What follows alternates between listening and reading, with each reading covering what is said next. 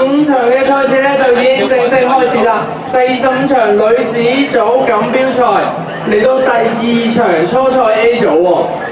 咁啊，呢場賽事咧參賽隊伍咧，第一線道係香港中文大學啊，第二線道係李小龍體育會，第三線道咧係柴灣交通福利會萬匯尖峰龍啊，第四線道係九龍中醫院聯網，第五線道咧呢人工將軍 boss， 第六線道係水鳳凰啊，第七線道咧係藍英龍舟會，第八線道係飛龍啊。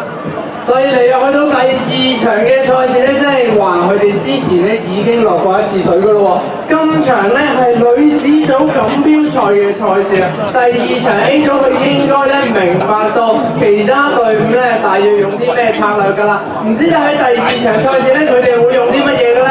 係啦，咁啊見到啦，第2線道啦，係啦，稍稍帶出第8線道咧。